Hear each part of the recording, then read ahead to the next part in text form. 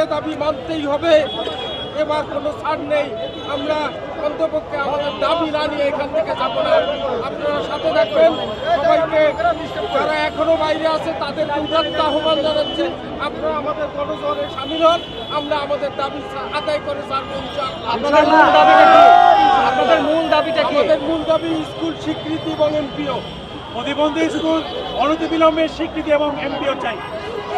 আচ্ছা, আপনাদের দাবি যদি আসলে না মানা হয় পরবর্তী কার্যক্রম কি হবে আপনাদের? আমাদের দাবি না মানা হলে আমাদের অবস্থান কর্মসূচি অব্যাহত থাকবে এবং এর চেয়ে আমরা কঠিন কর্মসূচি দিতে বাধ্য হব। সচিবালয় ঘেরাও এবং যমুনার অভিমুখে আমরা পদযাত্রা করব। কয়টা দাবি আপনাদের? কয়টা দাবি? আমাদের 5টি দাবি রয়েছে, 5 দফা দাবি। কি কি দাবি একটু বলেন। আমাদের প্রথম দাবি অনতিবিলম্বে সকল শিক্ষা প্রতিষ্ঠান, সকল প্রতিবন্ধী বিদ্যালয় স্বীকৃতি এবং এমপিও চাই এবং সকল প্রতিবন্ধী বিদ্যালয়গুলো প্রতিবন্ধী বান্ধব অবকাঠামো চাই।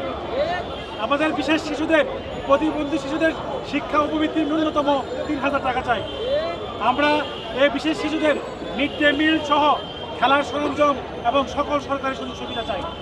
আমরা ভোকেশনাল কারিকুলাম অনুযায়ী আমাদের শিশুদের পূর্ণবাসন সুনিশ্চিত চাই এবং সকল সরকারি বেসরকারি কোঠা অনুযায়ী চাকরি নিশ্চিত করা চাই। আমাদের স্কুলটাকে আমরা এমপি ভুক্ত করতে চাচ্ছিলাম।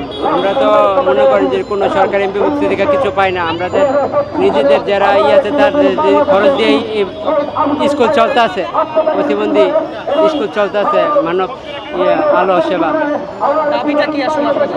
আমরা চাই এমপি ভুক্ত করতে, আমাদের স্কুল সরকারি এমপি ভুক্ত করতে চাচ্ছিলাম। আমরা এমপি ভুক্ত করতে চাচ্ছি, এটাই আমাদের দাবি। আপনাদের এই দাবিটা আসলে কতটুকু যুক্তিযুক্ত বলে মনে হয়? আমরা মনে করি এটা 100% সঠিক যুক্ত।